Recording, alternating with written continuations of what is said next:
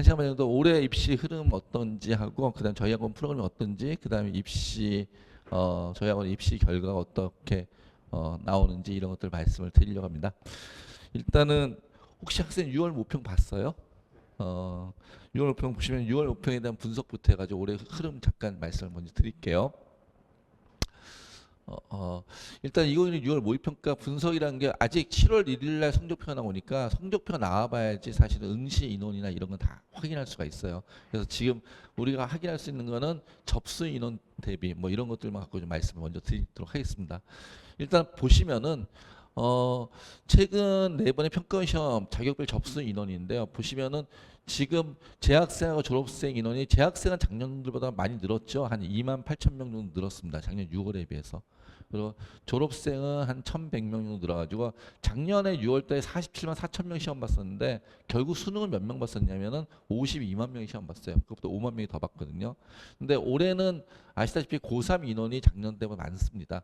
작년 고3보다 올해 고3 인원이 많아가지고 한 거의 3만 명 가까이 고3 인원이 늘어났다고 보시면 되는데 그래서 시험을 6월 시험만 보면은 작년보다 한 3만 명이 늘어난 것 같아요. 자, 그런데 졸업생이 작년에 6월 달에 한 8만 8천 명이 봤었는데 수능 때 18만 명이 봤어요. 수능 때 그러니까 거의 9만 명 이상이 더 늘어났거든요. 근데 작년에는 아마도 의대 이슈라든지 뭐 이런 것들이 있어가지고 졸업생들이 대단히 많이 늘어났었어요. 근데 저희가 생각하기에는 올해는 그렇게까지 많이 늘어날 것 같진 않아요. 그래서 올해는 9월 이후에 수능을 직접 그러니까 6평을 안 보고 수능을 보는 인원이 저렇게 늘어날 것 같지 않다. 예년과 비슷해질 거다. 작년은 특이하게 많이 늘어났던 케이스이고 그래서 재학생이 3만 명 늘고 그다음 재수생은 오히려 작년보다 한 3만 명 줄지 않을까? 그래서 전체 인원은 작년에 시험 본 인원이랑 좀 비슷해질 것 같다라는 게 저희의 생각입니다. 그러면 일반적으로 재학생은 늘었는데 재수생이 좀 줄었다. 작년보다 줄었다. 그래서 전체는 비슷하다라고 얘기하면 수능에서 우리가 가지고 있는 경쟁력은 좀 더 높아질 수 있을 거다라고 생각을 해요. 원래 정시 수능은 좀 재학생보다 재수생이 좀 더 유리하다는 말을 많이 하니까요. 네, 두 번째는 평균 탐구 접수 인원입니다. 여기서 보시면은 탐구가 이제 우리가 접수 인원을 기준할 때 접수 인원 응시 인원은 그 시험에 해당 당의 응시 인원 또는 접수 인원의 기준은 한국사로 잡습니다. 왜냐하면 한국사는 모든 학생이 다 시험을 봐야 되니까. 그래서 한국사 인원을 기준으로 잡는데요. 사회탐구와 과학탐구를 굳이 얘기한 것은 올해 이슈가 되고 있는 게 사탐론이라고 있죠. 사탐론이 어떤 현상을 발생하는가를 좀 보려고 얘기를 하는 거예요. 봤더니 지금 한국사를 기준으로 2023년도 6월 달에는 104%, 2024년은 105%, 2025학년도는 110%, 근데 2026학년도는 봤더니 122%를 하고 있습니다. 저게 무슨 얘기냐면은 사탐한 과목, 가탐한 과목을 선택한 애들이 늘었다는 뜻이에요. 그러니까 이전에는 사탐한 과목, 가탐한 과목 중복 선택한 애들이 한 4% 선이 됐는데 올해는 그 인원이 4%보다 좀 많아졌겠네요. 근데 그러니까 사탐 두 개라도 다 사탐 인원으로 포함되고 과탐 두 개라도 다 과탐 인원으로 포함되고 사탐 하나 가탐 하나만 하면 사탐 가탐에 각각 포함이 돼요. 그러니까 퍼센트가 늘었다는 얘기는 올해는 한 과목씩을 선택하는 인원들이 꽤 많이 늘었구나 라고 볼 수 있다는 뜻이죠. 그게 올해 사탐론의 효과일 것이다 라고 얘기를 해요. 자, 그럼 저 사탐론의 효과는 나중에 가서 제가 어떤 현상이 나타나는지를 다시 한번 말씀을 드릴게요. 일단 이건 6월 모의평가를 접수 인원 기준으로 분석을 해본 거고요. 그 다음에 이건 전년도 사탐론 얘기가 올해 최대 화두니까 그 얘기를 좀 하려고 하는 겁니다. 전년도의 수능 탐구 영역 응시자 비교예요. 재작년에 비해서 작년에 탐구 응시한 학생들이 최대 두 과목 선택 기능인데 자 여기서 퍼센트는 무슨 뜻이냐면 퍼센트의 만족도는 두 과목을 선택하니까 200%입니다. 사탐과 가탐을 합해서 200%를 채굴 했을 때 작년에 보시면 아시겠지만 물리가 재작년에 비해서 인원이 줄었죠. 퍼센트율이. 화학도 재작년에 비해서 엄청 줄었죠. 13% 9% 줄었으니까. 그 다음에 생명도 작년에 5% 줄고 그다음 지구과학도 이렇게 많이 줄었어요. 재작년에 비해서. 재작년에 비해서 늘어난 게 어디예요? 다 사탐이 늘어났어요. 즉 재작년에 비해서 사탐 쪽으로 많이 갔어요. 작년이. 라고 했는데 올해는 어떻게 됐을까요? 올해는 작년보다 좀 더 갈 것 같다 라는 거예요. 그걸 어떻게 확인할 수 있냐면은 지금 6월 응시인원 결과가 아직 안 나왔기 때문에 아까 접수 인원 계속 말씀을 드렸잖아요. 자, 접수 인원 과목별 접수 인원은 올해 잘 몰라요. 아직까지도. 그러니까 사탐에서 가탐에서까지 나와 있는데 과목별 접수 인원은 모르기 때문에 제가 3월 달 교육청에서 시험 본 이건 고3만 본 거예요. 고3만 교육청에서 본 시험 결과 갖고서 응시 인원 결과 갖고 말씀을 드릴게요. 3월 응시 인원에는 가탐 2가 없어요. 그래서 사탐만 있는데 가탐 1과 사탐만 있는데 보시면은 물론이 전년도 3학년 애들 시험 본 거에 비해서 올해 3학년 애들 시험 본 게 15% 12% 됐죠. 이게 3% 줄었다가 아니에요. 무슨 얘기죠? 15% 12% 됐다는 얘기는 물리를 선택한 아이 중에서 20%가 줄었다는 뜻이에요. 이해되시나요? 자, 그 옆에 보면은 화학은 작년에 12.5%인데 이게 거의 18%가 됐잖아요. 그러면 4% 줄었다는데 전 다르게 얘기한 게 물리를 선택한 애들 중에서 거의 뭐 35%가 줄었다. 이런 뜻이에요. 아니, 화학을 선택한 애 중에 35% 줄었다. 이런 뜻이에요. 그럼 이 말의 뜻이 무슨 뜻이냐면 화학을 선택한 애가 하원을 선택한 애가 35% 줄었어요. 라는 얘기는 쟤네들이 어디로 갔겠어요? 사탐으로 갔겠죠. 근데 과목을 바꿔 사탐을 간 애는 잘하는 애가 가겠어요? 못하는 애가 가겠어요? 가급적이면 그 과목에 자신이 없는 애들이 가겠죠. 그러면 우리가 9등급제잖아요. 9등급제는 상대평가거든요. 1등급부터 9등급까지 쭉 하면은 우리가 1등급 4%, 2등급이 몇 프로? 11%까지, 3등급이 23%까지 이렇게 알고 있죠. 그럼 거꾸로도 마찬가지예요. 9등급이 4%, 8등급까지가 뒤에서 11%, 7등급까지 뒤에서 몇 프로? 23%. 뭐 이런 식이에요. 그 과목을 선택한 아이들 중에서. 그리고 4등급까지가 40%. 이런 식이 되는 거거든요. 근데 아까 하워드를 선택한 애들 중에 거의 35%가 줄었어요. 이렇게 얘기를 하잖아요. 난 얘기는 그냥 단순하게 산수제로 따지면 7, 8, 9 그리고 6등급이 대부분이 없어졌어요. 이런 뜻이에요. 이해되세요? 거기까지? 그러니까 6등급이 대부분도 7, 8, 9등급이 없어졌어요. 그 말의 의미는 무슨 뜻이 되겠어요? 내가 작년에는 5등급을 받았었는데 올해 몇 등급이 되는 거예요? 9등급이 되는 거예요. 8등급이나. 똑같은 것을 받았는데. 왜? 내 밑에 애들이 싹 사라지니까. 쭉 떨어지니까. 등급이 벌어지니까. 무슨 얘기인지 이해되시나요? 자, 그러면은 어떤 얘기 말씀일까요? 작년까지 1등급을 받던 친구는 몇 등급이 되는 거예요? 2등급이나 3등급이 된다는 얘기죠. 똑같은 점수를 받았을 때. 그런 위험성이 과탐에 존재하게 됐다라는 얘기를 하는 거예요. 지구과학도 마찬가지예요. 우리 과탐한 친구를 제일 많이 한 게 생명과학, 지구과학인데 생명과학이 31%, 26%가 됐어요. 그럼 5%가 줄었죠. 근데 이건 5%인데 전체로 봐서 5%인데 생명과학을 신청한 친구들 중에서 몇 프로가 줄어든 거예요? 거의 20%가 줄었던 거죠. 지구과학도 30%에서 24% 됐으니까 역시 20%가 줄어든 거죠. 그런 의미가 있다라고 얘기하는 거예요. 그런 친구들이 다 어디로 갔다는 얘기예요? 여기 쭉 봤더니 사회문화 얼마나 늘었어요? 올해 제일 많이 늘었어요. 사회문화가 1.5배가 늘었어요. 그 다음에 생명과 윤리 역시 늘었고 모든 사탐 과목이 늘었어요. 모든 사탐 과목이 있는데 그중에 특히 사회문화가 제일 많이 늘었다. 이렇게 이해할 수 있어요. 그럼 이걸 보고서 우리가 무슨 생각을 해야 되는 거예요? 과탐하던 친구들은 과탐하면 안 되겠다. 사탐은 넘어가겠다. 이런 생각하시나요? 아니요. 저는 그걸 말씀드리는 게 아니에요. 과탐하던 친구 사탐은 넘어갔잖아요. 그럼 또 가산점이라는 게 있어. 가산점 손실이 엄청 커요. 자연계열로 선택할 거면. 뭐 그 친구가 인문계열로 선택할 거면은 넘어가 상관없죠. 당연히. 인문계열로 선택하면 전 넘어가라고 권해요. 심지어 사탐에 가산점 있는 학과도 있으니까, 학교도 있으니까. 근데 그게 아니라면은 넘어가 상위권 대학은 안 넘어가는 게 맞아요. 가산점의 손실이 너무 크기 때문에. 그런데 그럼 등급에 저런 위험성이 있으니까 결론 뭐예요? 공부 더 해야죠. 공부 더 해서 본인의 점수는 작년보다 나아져야죠. 떨어지지 않게 만들어야죠. 그러니까 50점 맞는 공부 하셔야 된다는 뜻이에요. 그 다음에 사탐 쪽도 똑같은 얘기예요. 사실은. 사탐을 이렇게 넘어가잖아요. 그러면 넘어가니까 애들이 와서 넘어오니까 아유 나는 제발 등급 받는 게 더 유리해지겠어 라고 생각할 수 있을까요? 아니요. 넘어간 친구들 못하는 친구들만 넘어가지 않아요. 저희 학원 같은 경우는 지금 제일 최상위반에 있는 메디에스반이라고 있는데 그쪽 있는 친구들도 일부는 넘어간 친구들도 있어요. 50점 만점 맞는데 더 이게 유리해라고 생각해서. 그러니까 잘하는 친구도 넘어간다.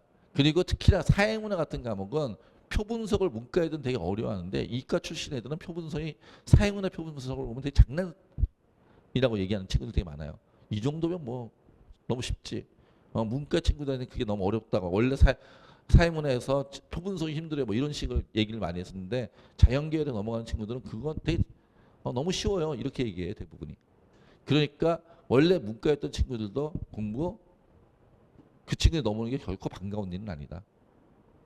라는 생각을 하시고 좀 공부에 신경을 쓰셨으면 좋겠다 라는 말씀을 드립니다. 자, 그 다음에요. 이것도 3월 학력평가 얘기인데요. 3월 학력평가 기준으로 제가 잠깐 말씀을 드리는 건데 지금 아직은 6월 모평은 7월 1일 날 응시 결과 나오기 때문에 자료가 없어서 이걸 보는 거예요. 봤더니 작년에 비해서 올해 엄매의 인원보다 화작의 인원이 늘었죠. 그 다음에 미적분의 인원보다 뭐에 늘었어요? 확통의 인원이 늘었어요. 미적분은 계속 늘어났었어요. 사실 확통이 계속 줄어들고. 그러다가 이제 다시 미적분보다 확통이 늘고. 이거 미적분도 확통이 늘어나는 이유는 뭐죠? 역시 마찬가지로 자연계열에서 꼭 과탐을 안 해도 사탐을 해도 원서 지원할 수 있어. 와 마찬가지로 자연계열에서 이제 대부분의 대학들이 꼭 미적 기하를 안 하고 확통을 해도 지원할 수 있어로 바뀌었잖아요. 그러니까 이제 자연계열로 갈 친구들 자연계열을 지원하지만은 난 미적이 힘들어 하는 이과 학생들이 확통으로 상당수 넘어갔다는 뜻이에요. 이렇게 넘어갔어요. 그럼 이게 무슨 일을 발생시킬 것이냐를 아셔야 돼요. 어떤 일을 발생시킬까라고 생각을 해보면은 이게 6월 목표 가채점 점수예요. 6월 목표 가채점 점수인데 자 넘어가잖아요. 그럼 이런 일이 될 거예요. 엄매가 어렵다고 우리 흔히 알고 있어요. 화작이 어렵다고 흔히 알고 있어요. 엄매가 어렵다고 흔히 알고 있을 거예요. 맞죠? 근데 엄매에서 화작으로 넘어가는 애들은 점수가 높은 애들이 나갈까요? 아니면 점수가 안 좋은 애들이 갈까요? 엄매가 자신 없는 애들이 가겠죠. 그러면 그런 애들이 가고 남은 엄매는 어떻게 되겠어요? 평균이 올라가겠죠. 표준 편차가 작아지겠죠. 표준 편차가 작아진다는 편차가 작아진다는 뜻이에요. 못하는 애들이 빠지니까. 무슨 일이 이해되시나요? 그러면은 무슨 일이 발생하냐면은 그렇게 되면은 제 생각에 점수 구도에서 지금 엄매와 하작이 점수가 다르게 나와요? 아니면 하나의 성적표로 나와요? 우리는 국어 보면은 국어 보면 국어 밑에 점수가 엄매와 하작이 점수 다르게 나와요? 하나로 나와요? 하나로 나와요. 왜? 원점수가 표시되지 않으니까. 그냥 표준 점수 100분위 등급 이것만 나오잖아요. 얘가 엄매인지 하작인지 모르잖아요. 그런데 보면은 어떻게 된다? 엄매와 하작이 자 작년 수능 같은 경우에는 어땠었냐면요. 수능의 1등급 컷이 엄매는 원점수로 91점을 맞은 애가 1등급이었어요. 화작은 몇 점 맞은 애가? 94점 맞은 애가 1등급이에요. 그러니까 작년에 몇 문제 차이? 한 문제 차이가 났다는 뜻이에요. 그런데 이게 벌어질 거예요. 왜? 엄매에 뭐가 올라오고 평균이 올라오고 표준 편차가 작아지면은 이 간격이 더 벌어져요. 그 점수 구조상. 그러니까 6월 평가 봤더니 몇 점 차예요? 1등 컷이. 5점 내지 4점 내지 5점이 되는 거잖아요. 무슨 얘기인지 이해되시나요? 그러니까 두 문제 차로 벌어진다는 뜻이에요. 그러니까 올해 화작으로 넘어갔다. 화작으로 넘어간 이유는 공부하기 편해서죠. 그게 쉽다고. 그럼 화작으로 넘어갔던 친구들 같은 경우는 뭐 해야 돼요? 작년 수능처럼 한 문제 차이로 생각하면 안 된다는 뜻이에요. 더 벌어질 거예요 아마. 수학도 마찬가지예요. 수학도 제 생각은 그래요. 미적에서 미적을 못한 친구들이 확통을 많이 넘어갔을 거 아니에요. 그럼 평균은 미적 쪽의 평균은 올라가고 그 다음에 표준 편차는 작아질 거예요. 그럼 그 간격은 더 벌어질 거예요. 벌어질 게 뭐냐면은 작년에는 수능 때 보면은 미적과 원점수로 보면 몇 점 차이? 93, 94, 88, 89잖아요. 그러면 5점에서 한 6점, 5점 정도 차이였거든요. 그런데 원점수를 봤을 때 같은 1컷이. 근데 이게 올해 6평 보면은 몇 점 차까지 벌었어요? 8점. 무슨 얘기 이해되시나요?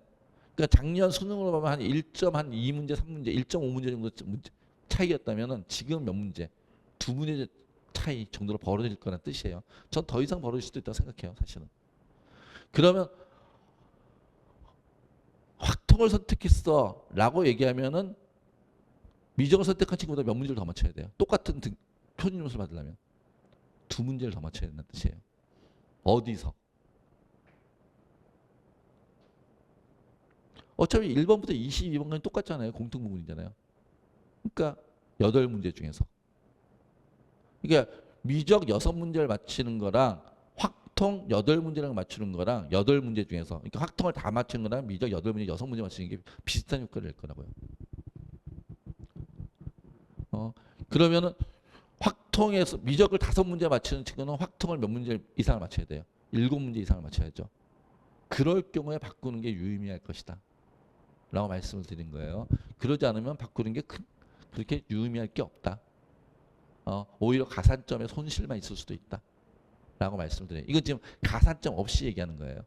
그러니까 런의 효과를 지금 말씀을 드리는 겁니다. 그래서 뭐 물론 바꿔서 더 편할 수도 있고 공부가 더 쉬울 수도 있겠지만은 바꾸면 그런 것들을 감안하고 바꾼다라는 것들을 기억을 하시면 좋을 것 같습니다. 자, 이건 마찬가지고요. 사회탐구 과학탐구 표준점 최고점 현황인데 이거는 이제 점수 다 나온 다음에 다시 한번 뭐 말씀드릴 기회가 있을 것 같고요. 원점수 최고. 올해 지금 6평은 뭐가 제일 쉬웠어요? 혹시 아세요? 6평이 제일 쉬운 거? 사회문화하고 물원이 제일 쉬웠어요. 사회문화가 만점자의 최고점이 67점이니까 사탐 중에서. 만점자 최고점이 67점이면 사문에서 제일 쉬웠었는데 이거는 몰라요. 9월 달에도 이게 제일 쉬울까요? 작년에도 이랬어요. 작년에 6월 달 사회문화 최고점이 65점인가 그랬어요. 그 다음에 68점인가 되고 그 다음에 수능 때는 71인가 70인가 이렇게 올라갔어요. 그러니까 다시 말씀드리면 아니다. 제가 말씀을 실수했네요. 작년에 사회문화가 최고점이 어떻게 됐었냐면은 1컷이 사회문화의 최고점이 1컷이 48이었어요. 6월 달에. 지금 48로 추정되고 있어요. 48이었는데 9월 달엔 저게 47점이 되고 수능 때는 45점이 됐어요. 그 얘기는 점점점 문제가 어떻게 됐다? 어려웠다는 뜻이겠죠. 1컷이 48에서 47, 그 다음에 45가 됐으니까. 이해되시나요? 그러니까 6월 달에 쉬웠다고 수능까지 쉬울 거야 라고 생각하실 수 없다는 뜻이에요. 또 6월 달에 어려웠다고 수능까지 어려웠다고 생각할 수도 없고요. 저거는 계속 맞추는 거니까. 그래서 그거는 그렇게 이해하시면 될 것 같습니다. 난이도는 한 번도 교육감의 평가원이 일률적으로 맞춰본 적이 없어요. 항상 틀렸어요. 그걸 어떻게 좀 이따 그 얘기도 다시 한번 드릴게요. 올해 입시 제도 뭐 입시 지형이 어떤지는 그건 다시 한번 설명을 드리겠습니다. 올해 입시 지형은 뭐 2016 전형별 모집 인원 쭉 보면은 전국에 157개 대학이 있어요. 4년제 대학이. 197개 대학이 있어요. 197개 대학인데 197개 4년제 대학들 중에서 제일 많이 뽑는 전형은 뭔지 아세요? 교과 전형으로 제일 많이 뽑아요. 197개 4년제 대학은. 그래서 교과 전형 45.14%. 지방에 있는 대학들은 교과 전형을 대단히 많이 활용을 합니다. 그런데 저희 학원에 뭐 재수 또는 반수하러 오는 친구들 같은 경우에는 지방에 있는 뭐 바닷가 남해안 바닷가에 있는 대학을 꿈꾸고 오는 친구들이 아니기 때문에 보통 저희 학원에 온 친구들은 서울 소재 상위 15개 대학 정도 생각하고 오더라고요. 그래서 제가 서울 소재 상위 15개 대학 이상만 말씀을 드릴게요. 서울 소재 상위 15개 대학 이상만 말씀을 드리면 제일 많이 뽑는 전형은 뭐예요? 정시. 수능이 40%입니다. 그 다음은요. 학종, 교과, 그다음 논술 뭐 이런 식이 되겠죠. 근데 보면은 이런 식으로 하니까 그러니까 정시로 제일 많이 뽑는구나라고 이해를 하시면 되고요. 그 다음에 이것과 함께 하나 더 말씀을 드린 것은 우리가 원서 쓸 때 경쟁률이 높은 전형이 유리해요, 경쟁률이 낮은 전형이 유리해요. 내가 원서 쓸 때 경쟁률이 낮았으면 좋겠어요, 높았으면 좋겠어요. 경쟁률이 낮았으면 좋겠죠. 그러면 어떤 게 경쟁률이 제일 낮을까요? 한번 볼게요. 자, 어떤 전형이 경쟁률이 제일 낮을지 제가 3년치 한번 조사해봤어요. 수시하고 정시 경쟁률. 봤더니 자, 저는 아까도 얘기했죠. 저희 학원에 오는 친구들이 상위 15개 대학 이상을 가려고 하는 친구들이기 때문에 상위 15개 대학 이상만 제가 조사를 해봤습니다. 상위 15개 대학 이상 보면 3년치 수시 경쟁률을 보면요. 서울 지역 15개 고등학교, 15개 대학교죠. 15개 대학 봤더니 2023년 학년도에는 19대 1이었어요. 2024는 20대 1, 2025는 21대 1. 수시 경쟁률이 보통 평균 20대 1 정도 된다는 뜻이에요. 그리고 그것들을 전형별로 올해 같은 경우 전형별 경쟁률 제가 2월 때 조사했더니 논술 경쟁률이 보통 65대 1. 그러니까 논술로 합격한다는 얘기는 참 운이 좋은 친구인 거죠. 실력도 있어야겠지만. 그다음에 교과 경쟁률이 11대 1 정도. 그다음에 학종이 15대 1 정도예요. 이게 수시 경쟁률입니다. 자, 그럼 정시 경쟁률은 어때요? 서울대 최근 3년간 5대 1을 넘긴 적이 없어요. 연대 5대 1을 넘긴 적이 없어요. 고대 5대 1을 넘긴 적이 없어요. 자, 정시 경쟁률은 높아봤자 한 7대 1 되네요. 8대 1. 근데 정시 경쟁률이 8대 1 되는 거는 중앙대가 8대 1인데 중앙대가 8대 1 계속 이렇게 하다가 올해 좀 낮아졌어요. 7대 1로. 왜 그럴까요? 중앙대는 정시의 다군 학교예요. 가나 다군 분할하는 거지. 근데 작년 재작년까지는 정시에 다군의 중앙대보다 높은 대학이 없었어요. 그러니까 서영고, 서성한 애들이 다 다군의 중대를 쓰는 게 경쟁이 높아요. 이 대학들은 가나군 대학이고요. 가나군에만 있는 대학이고. 근데 올해부터 예를 들어서 한양대라든지 성균관대가 다군에 딱 과를 한두 개씩 보내기 시작했어요. 그러니까 이쪽이 낮아지고 이제 높아지기 시작한 거예요. 이해되시나요? 건국대가 좀 높아요. 왜? 건국대도 다군에 분할 모집하는 대학이니까. 그러니까 우리가 보통 경쟁률 일반적 정시 얘기할 때는 가나군을 기준으로 얘기를 해요. 그럼 가나군을 기준으로 얘기하면 평균 경쟁률이 몇 대 1이에요? 5대 1 정도 되죠. 무슨 얘기인지 이해되세요? 그럼 아까 말씀드렸죠. 경쟁이 높은 게 유리해요? 낮은 게 유리해요? 낮은 게 유리하다면서요. 그러면 공부할 때 대학은 정시가 유리해요? 수시가 유리해요? 정시가 유리하죠. 근데 고3 때는 왜 안 그랬어요? 고3 때는 난 수시로 대학 갈 거야. 수시가 유리해봤네 그랬잖아요. 왜 그럴까요? 학교 선생님들이 그렇게 말씀하시니까. 우리 학교 애들은 수시로 한 게 유리해. 근데 왜 학교 선생님들이 그렇게 말씀하셨을까요? 학교 선생님들이 거짓말했다 생각하지 않아요. 그렇게 말씀하신 이유는 앞에 가로를 생략해놨어요. 어떤 가로? 수능 공부를 하지 않는 우리 학교 아이들은. 학교 애들이 워낙 공부를 안 하니까 수능 공부를 하지 않으니까 그러면 수능으로 경쟁할 수 없으니까 수시로 가라 이런 말씀하신 거죠. 근데 강남에 있는 많은 고등학교들은 고3 애들이 정시로 대학 많이 가요. 왜? 걔들은 고3 때 수능 공부를 하니까. 수능 공부를 하면 당연히 경쟁률 낮은 전형이 유리할 거니까. 무슨 얘기인지 이해되시나요? 혹시 동생들이 있으면 이양 여기는 이제 재수 반수하러 온 친구들이니까 이양 고3 때 버린 몸들이니까 이제 동생들이 있거나 주변 사람들이 있으면 정시 공부하러 하세요. 그게 또 유리하니까. 그럼 수능 공부를 하면 정시 훨씬 더 유리해요. 아 참 이러니까 그렇게 말씀하신 분이 계시더라고요. 어떤 분이 제 방송 보시고서 유튜브에다 댓글 남기셨어요. 뭐라고 남기셨냐면 아니 수시는 원서를 6장을 쓰고 정시는 원서를 3장을 쓰니까 이게 당연히 따블 아니겠냐. 일견 맞는 말씀이시죠. 그럴지라도 수시 경쟁률은 몇 대 1이에요? 20대 1인데 정시는 따블 해도 10대 1이잖아요. 무슨 얘기인지 이해되시나요? 그러니까 공부만 하면은 정시가 더 유리하다. 자, 공부만 하면 정시가 더 유리하다. 이제 여기 재수하러 오실 거, 반수하러 오시니까 올해 뭐 하실 거예요? 수능 공부 하실 거잖아요. 수능 공부 하시니까 확률이 더 높은 전형을 택해서 갈 수 있다라고 말씀을 드리는 거예요. 하여튼 그런 사실은 좀 알고 계시면 좋겠다라고 말씀을 드리고요. 자, 그리고 올해 바뀐 내용들 몇 가지 말씀드릴게요. 일단은 의대가 이제 한원됐죠. 그분께서 이제 내려오시고 나서 의대 정원이 이렇게 한원이 됐고요. 작년에 1,500만 증원했었는데 이전 수준으로 돌아갔다. 그래서 이전 수준으로 돌아가면서 입결이 작년 입결이 아니라 재작년 입결을 많이 봐야 될 것이다 라고 얘기할 수 있고요. 또 일전 수준 돌아가면서 작년에는 지방 의대인 아이들이 재수를 그렇게 많이 했어요. 왜? 서울에 있는 의대 가겠다고. 그리고 올해도 좀 그렇지만 작년엔 더 심했던 게 뭐죠? 의대생들이 대학을 안 갔잖아요. 그러니까 어차피 학교를 안 가니까 어차피 학교를 안 가니까 재수하겠어.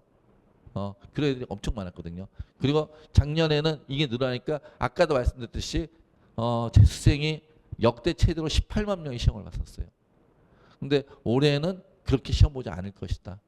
그래서 이게 늘어난 게 의대가 줄어들긴 게 일견 불편해 보이기도 하지만 또 일견 경쟁자들의 규모도 엄청 많이 줄는다라고 이해하시면 될 것 같아요.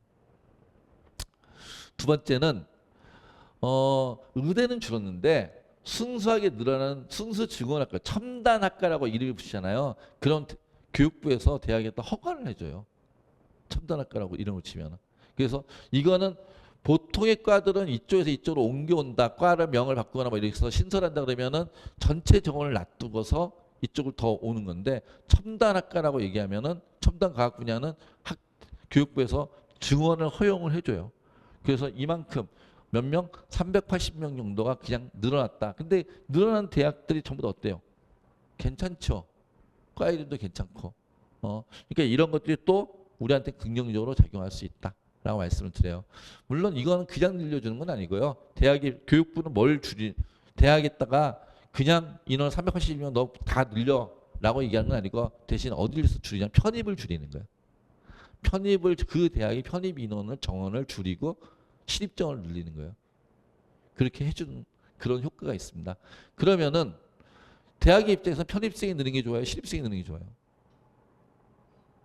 신입생이 느는 게 좋죠. 왜? 신입생은 4년 등록금을 받을 수 있잖아요.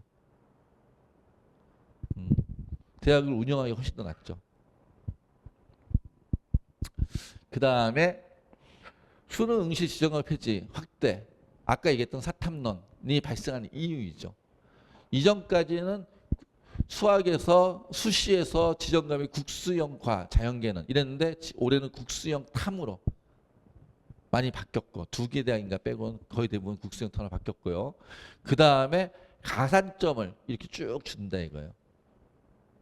근데 저는 사실 아까 봤더니 사탐하나 가탐하나 하는 친구들이 되게 많은데 저는 그걸 별로 안 좋아해요. 사탐만 2개 하든지 가탐만 2개 했으면 좋겠어요 사실은. 왜냐하면은 인문계열로 갈 거면 사탐 2개 했을 때 사탐에 가산점 주는 학교들이 있거든요. 그래서 사탐 하나 가탐 하나 하면은 양쪽의 가산점에 손해를 보니까. 자연계열로 하면 또 가탐에 가산점들이 있고요. 근데 이 정도의 가산점이 어느 정도의 의미인지 좀 잘 모르시는 분들이 많이 계시더라고요. 그러니까 제가 아까 말씀드릴 때 상위권 대학을 목표로 하면은 사탐으로 바꾸는 게 유리합니다 그랬어요? 아니라 그랬어요? 안 바꾸시는 게 더 좋을 것 같습니다. 왜? 가산점 때문에 라고 얘기했어요. 가산점이 어느 정도 규모인지를 제가 잠깐 설명을 해드릴게요. 저 3%가 어떤 의미인지 잘 모르니까 3%의 의미를 설명을 해드릴 겁니다. 이건 전년도 사과탐 최고점 분포예요.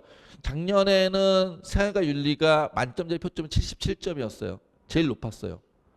근데 그 전년도에 만점짜리 표점이 몇 점이었어요? 65점이었어요. 제일 쉬웠어요. 윤사와 같이. 윤사는 더 쉬웠죠. 63점이었으니까. 윤사는 심지어 2점짜리 하나 틀리면은 2등급이 없는 3등급이 됐어요. 원점수 48점이 그냥 3등급. 100분의 87. 그러니까 시험 문제 쉬우면 이런 일이 발생한다는 얘기예요. 근데 저 봤더니 교육감 평가원이 난이도를 잘 못 맞추는 거죠. 너무 쉬웠다, 너무 어려웠다. 막 왔다 갔다 그러니까.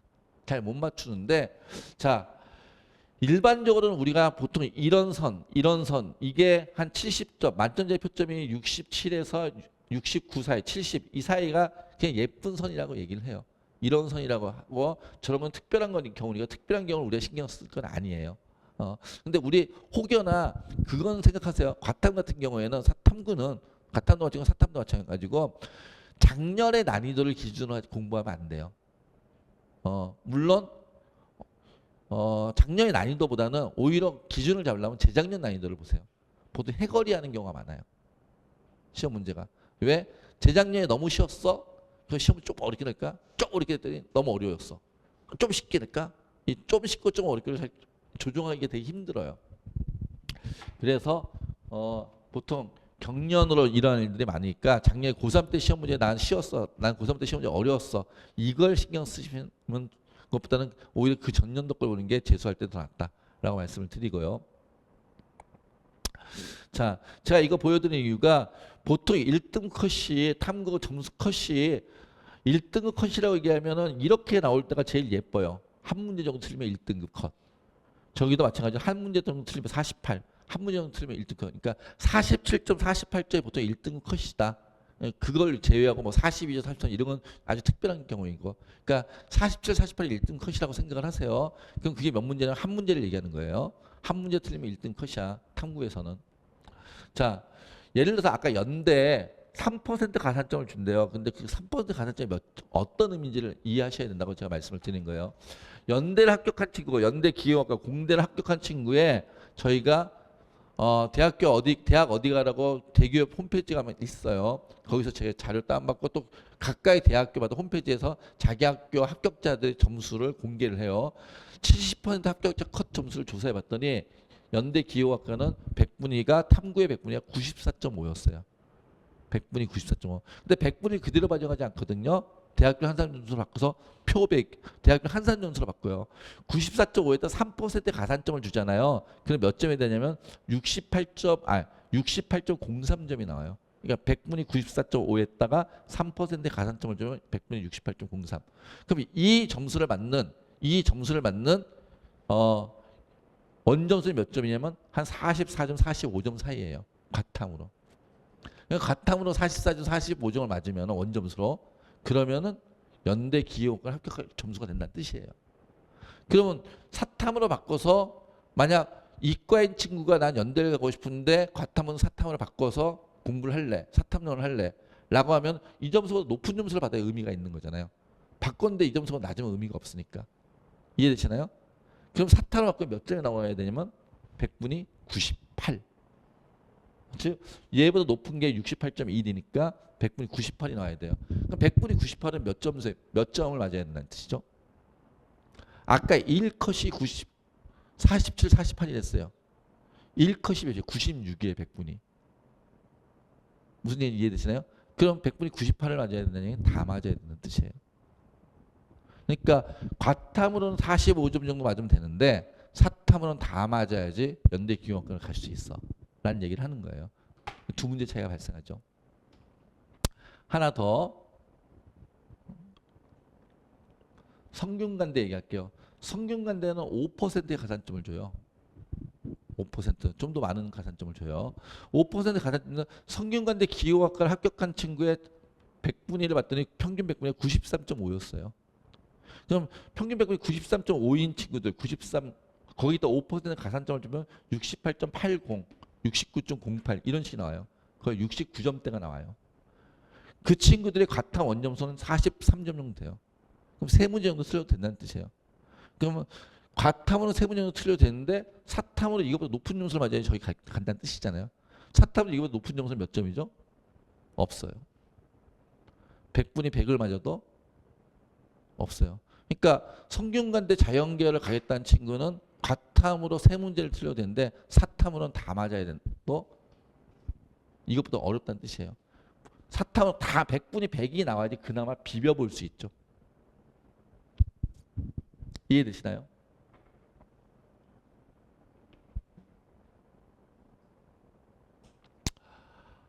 어디 볼까요? 중앙대 한 번 더 볼까요? 중앙대는 5%예요. 중앙대 5% 가셨는데 중앙대 공대를 합격한 친구의 100분위는 91.72가 작년에 70% 컷이었어요. 그러니까 100분이 91.71을 만든다는 얘기는 원점수로 몇 점? 이 정도. 한 41점 정도 만든다는 얘기예요. 원점수 41점이면 세 문제 내지 네 문제. 3점짜리 세 문제 아니면 4점짜리 네 문제. 뭐 이 정도 되겠죠. 그런데 그러면 이것보다 높은 점수를 맞아야 되잖아요. 5% 가산점. 100분이 사탐은 99. 그럼 결론은 다 맞아야 된다는 뜻이에요. 그러면 중대를 합격하게 해서 중대 자연계열, 인문계열로 가겠다는 친구는 상관이 없는 거죠. 중대 자연계열로 합격하겠다는 친구는 과탐으로는 세 문제까지 틀려도 되는데 3점짜리 세 개를 틀려도 되는데 사탐은 어떻게 해야 돼? 다 맞아야 돼. 그게 3% 5% 가산점이에요. 저는 런을 하지 말라는 얘기가 아니에요. 사탐론을 해도 돼요. 근데 이런 사실을 알고 하셨으면 좋겠어요. 그러니까 이왕 사탐론 할 거면 다 맞으셔라. 50점 맞는 공부를 해라. 과탐에서 세 문제 틀린 것보다 사탐에서 세 문제 틀린 게 쉬워. 그러니까 과탐에서 세 문제 틀리는 것만큼 과탐에서 세 문제 틀린 거는 사탐에서 세 문제 틀린 거는 어때요? 내가 사탐 세 문제 틀린 게 과탐 세 문제 틀린 노력을 하는 것보다는 훨씬 더 쉬우니까 사탐 세 문제 틀린 게 더 사탐 공부하는 게 더 효율적이야 라고 공부하는 친구들이 있어요. 근데 그렇게 공부하는 게 의미가 있어요, 없어요? 없어요. 사탐 세 문제 틀리면 어차피 그냥 못 가니까. 무슨 얘기인지 이해되시나요? 사탐으로 바꿨으면 다 맞는 공부를 하셔야 된다, 이 얘기를 하는 거예요. 그래서 바꾸지 말라는 얘기가 아니라 내가 과탐으로 41점 맞는 것보다 사탐으로 50점 맞는 게 더 쉬워. 그럼 바꾸시라고요. 아니면 그 정도 노력을 하셔야 되고. 그런 의미로 바꾸시면 되겠다라고 말씀을 드려요. 뭐 제가 자료가 되게 많은데 이 자료를 다 보기에는 시간이 없으니까 근처에 있는 학교 하나만 더 볼게요.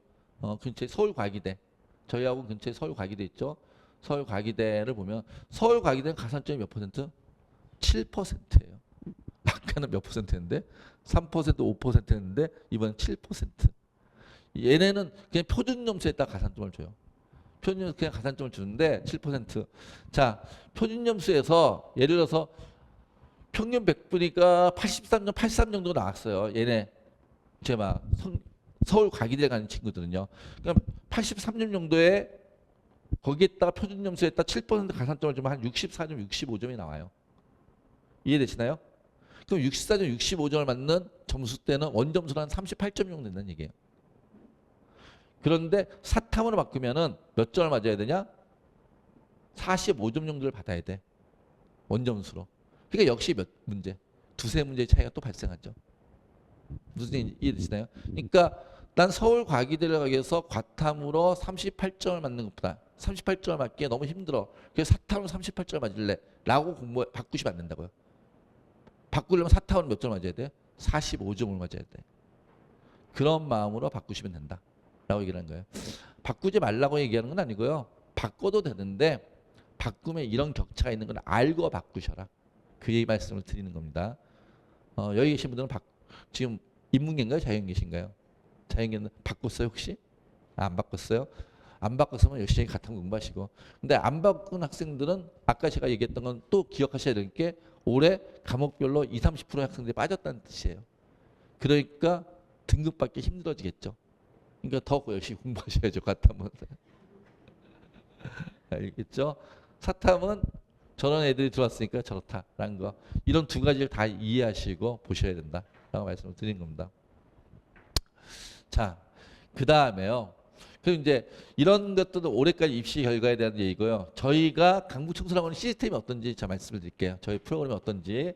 강북청소학원 개인 맞춤 학습 시스템 이런 표현을 써요. 저희가 2019년부터 지금 2019년이니까 올해 7년째 저걸 진행을 하고 있어요. 그러니까 개인 맞춤 학습 시스템이 뭐냐면은 이전에 뭐 부모님들 재수하셨는지 모르겠는데 재수학원이라 그러면 고등학교 4학년이라 했어요. 이런 교실에 서 수업도 하고 자습도 하고 반별 시간표에 의해서 막 그랬었어요. 종합반이 안 되나. 그런데 종합반에서 이렇게 반별 시간표에 짜서 이렇게 공부를 하다 보니까 저희가 느끼기에 문제가 있다고 생각했어요. 학생들도 문제가 있다고 생각. 무슨 문제냐면은 애들이 이 수업은 나하고 안 맞는데 반별로 강제로 수업을 듣다 보니까 억지로 수업을 듣고 앉아 있는 거죠.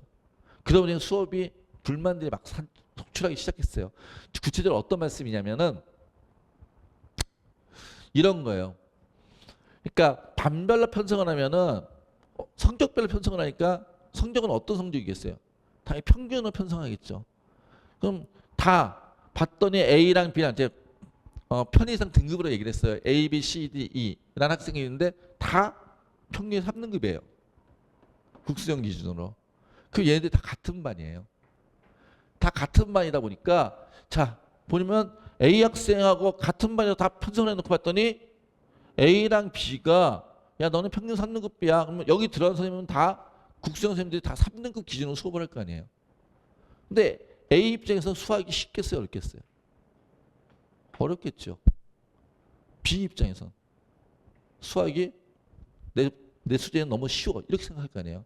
그러다 보니 이전에 재수 종합반 형태에서 학생들의 불만이 꽤 많았어요. 그리고 지금도 독학하는 많은 학생들이 저희 학원 같은 이런 시스템을 잘 모르니까 재수 종합반 들어가면 나하고 안 맞는 수업을 억지로 들어야 돼 라고 생각하면서 재수학원 안 갈래 뭐 이렇게 생각하는 친구들도 있었다는 얘기예요. 그리고 이것들을 저희가 언제 2010년대 중반이 넘어가면서부터 저희가 스스로 이런 문제들이 있다. 라고 해서 저희는 2019년부터 시스템을 바꾸기 시작한 거예요. 어떻게 바꿨냐? 개인별 맞춤학습 시스템이라고 얘기하는 게 수학을 A랑 B가 같은 수업을 듣는 게 합당하지 않아. 같은 반이라고 할지라도. 그래서 저희는 반을 없애버렸어요. 반을 없애버리고 반별 시간표를 없애버리고 모든 학생이 개인별 시간표를 할 수 있게. 그래서 이렇게 하면 수학은 A는 너가 평균이 몇 등급이든 간에 A는 수학은 5등급 반에 수업 받는 게 낫지.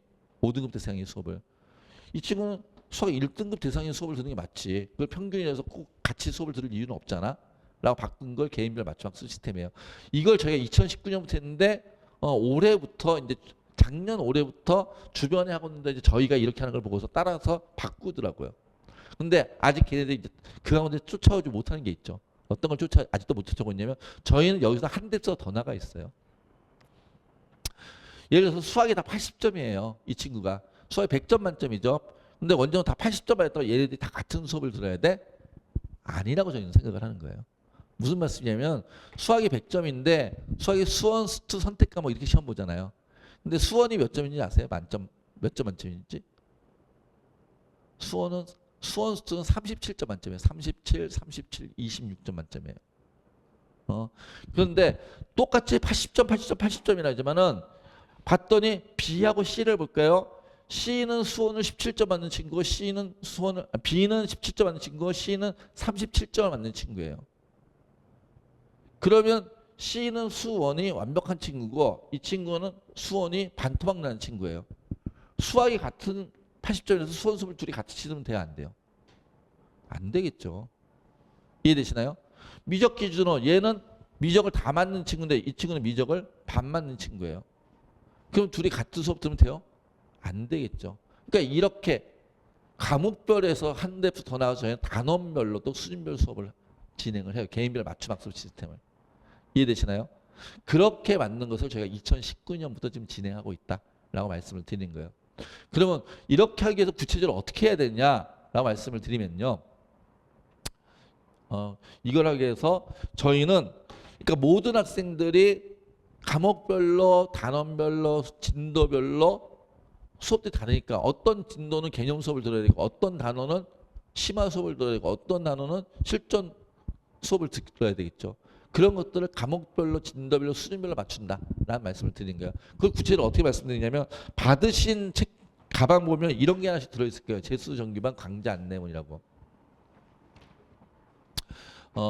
그래서 강좌 안내문 들어있는데 여기 열어보시면은 우리가 매 시즌 저희가 1년에 5번의 시즌이 진행되는데 매 시즌마다 한 100여 개의 수업이 개설이 돼요. 첫 페이지가 수업 시간표일 거고요. 그 다음에 그걸 넘겨보시면은 각각의 수업에 대해서 어느 선생님께서 몇 등급 학생을 대상으로 어떤 단원의 수업을 무슨 교재로 할 거야.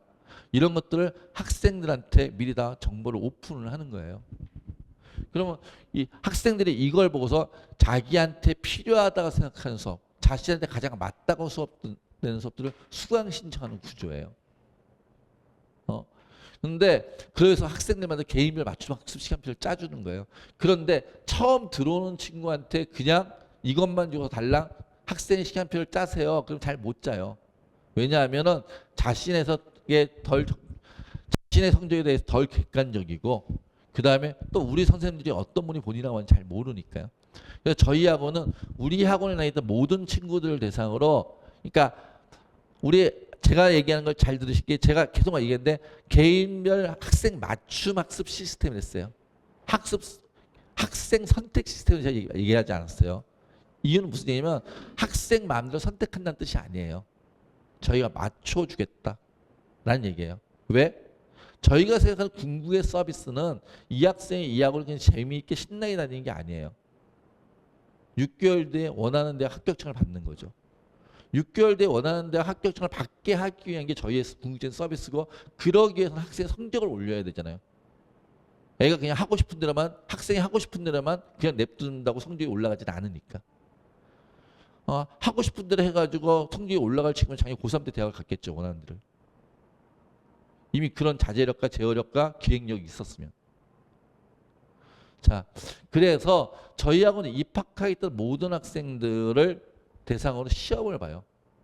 일단 우리 학원에 들어오고 있다면 국어, 수학, 영어를 현재 학습 수준이 어느 정도인지를 확인하는 진단 테스트를 하고요. 진단 평가를 보고 그리고 이 친구가 그 전에 어떻게 공부했었는지 학습 이력 조사라는 걸 해요.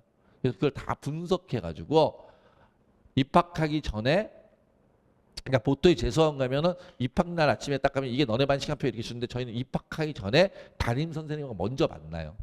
그래서 앞으로의 학습 계획도 의논하고 수업 시간표도 의논하며 짜는 거예요. 그래서 누구는 국어 중심, 누구는 수학 중심, 누구는 개념 중심, 누구는 심화 중심 이렇게 수업 시간표를 누구는 국어 중심, 누구는 수학 중심 시간표를 의논하며 짠다고요. 자, 실제로 이거의 효과에 대해서는 제가 여기서 얘기하는 것보다도 저희 학원 홈페이지에 들어가면은 저희 학원 출신의 학생들이 합격 후기, 수강 후기라는 것들 다 올려놓은 것들이 있어요. 매년 몇십 개씩 올라가 있어요. 거기에서 보면은 확인할 수가 있어요. 그러니까 저한테 오셔가지고 많은 부모님들이 이 학원 관리 잘하시나요? 라고 물어보시는 분들이 있어요. 상담하실 때, 입학 상담하시면서. 제가 여기 학원 원장인데 우리 학원 관리 안 되고요. 이렇게 대답하지 않을 거잖아요. 와가지고 오셔가지고 저희하고 여기 강사 선생님들 수업 잘하시다 이렇게 물어보시는 분들이 있어요. 제가 이 학원 원장인데 우리 학원 선생님들 수업 못하고요. 뭐 이렇게 얘기하지 않을 거잖아요. 동네 과일집 가도 과일 가게 아저씨가 우리 과일 맛있고 이렇게 말씀하시죠. 근데 먹어봤을 때 다를 수 있는 것처럼. 자, 그래서 저는 제가 얘기하시는 것보다도 제가 말씀드리는 것보다도 실제로 다녔던 친구들의 얘기를 직접 확인하시는 게 제일 좋다고 생각을 해요. 그 중에 일부를 제가 발췌해봤어요. 봤더니 강북청소년에 좋았던 점 중에 선택 수업은 학생 개개인별로 수준 차이가 있는 것을 난이도별로 수업을 편성해 들을 수 있게 해줘 수업 진행을 할 때 이해도가 크게 떨어지지 않아 학습 진행에 도움이 되었습니다. 고대간 친구가 쓴 글이네요. 저는 성적이 잘 나오는 과목과 그러지 못한 과목이 뚜렷했기 때문에 부족한 과목 위주로 수업을 선택해 들을 수 있는 학원이 필요했습니다. 보통 과목별로 수업을 들어야 하는 시간이 미리 정해져 있는 다른 학원과 달리, 그러니까 반별 시간표에 있는 학원과 달리 청소학원 담임 선생님과의 상담을 통하여 나와 맞는 수업을 골라 시간표 짤 수 있다는 점이 좋았습니다. 약대간 친구가 쓴 글이에요. 이렇게 우리 학생 개개인별로 가장 맞춤, 그래서 성적을 가장 잘 올릴 수 있도록 저희가 학습 이력 조사 진단 평가를 통해서 학생에 대해 파악하고 시간표를 다시 의논하는 시간표를 짜서 한다는 얘기예요. 저희는 수업 시간에 맥시멈과 미니멈이 없어요. 원하면 수업을 더 많이 들을 수도 있고 더 적게 들을 수도 있어요. 개인별 시간표니까. 반별로 의무적으로. 그러니까 의무 수업이나 필수 수업 이런 개념이 없다는 뜻이에요. 그래서 현재 다니고 있는 친구들 말씀을 드리면은 수업을 많이 듣는 친구는 일주일에 30시간 이상 수업 듣는 친구도 있고요. 적게 듣는 친구는 일주일에 4시간만 듣고 자습하는 친구도 있어요. 근데 수강료는 똑같아요. 동일한 수강료를 내는데 수업과 자습의 비율이 학생들마다 다 달라요. 저희는 그냥 학습의 효율만을 얘기를 해요. 그 다음에요. 두 번째는 그렇게 의논하고 수업 시간표를 짜니까 대부분의 경우 학생들도 잘 맞아요. 그런데 막상 수업을 들으면 또 자기가 안 맞는 경우도 있잖아요. 수업을 안 들어보고 시간표를 짠 거니까 선생님이 잘 짜주시긴 하지만 그래서 저희는 매 시즌마다 첫 번째 주 수업을 들어본 다음에 수강시간 정정 기간을 줘요. 그래서 수업이 안 맞으면 강사를 변경하든지 강좌를 바꾸든지 차라리 자습을 하든지 그래서 의논해서 수업을 한 주 들어본 다음에 이렇게 저는 시간표를 바꿀래요. 이렇게 바꿀 수 있다는 뜻이에요. 자, 참 저희 수업을 봤더니 보통 고등학교는 8교시까지 수업 있잖아요. 1, 2, 3, 4, 5, 6, 7, 8교시까지. 다 4교시로 수업이 짜져 있잖아요. 이게 무슨 뜻이냐면 저희는 수업이 50분짜리 수업들이 아니에요. 100분짜리 수업이에요. 왜냐하면 수능이 100분 집중력을 요구하거든요. 그래서 수업도 평소에 100분 집중력을 요구하는 그렇게 훈련한 100분짜리 수업들로 저희는 구성되어 있어요. 그리고 또 50분 수업을 하면 하루에 한 테만을 못 끝내요. 하루에 한 테만 완결 짓는 수업을 하기 위해서 저희는 100분짜리 수업들 해서 오전에 1, 2교시, 오후에 3, 4교시 이런 식이다라고 이해하시고 얘가 수업이 1, 2교시 이렇게 있다. 공강 시에는 뭐 라이브러리 자습할 거고요. 이렇게 있다는 얘기는 50분 기준으로 이나는 4교시만 수업 들었다. 이나는 뭐 6교시 수업 들었다. 이렇게 이해하시면 될 것 같아요.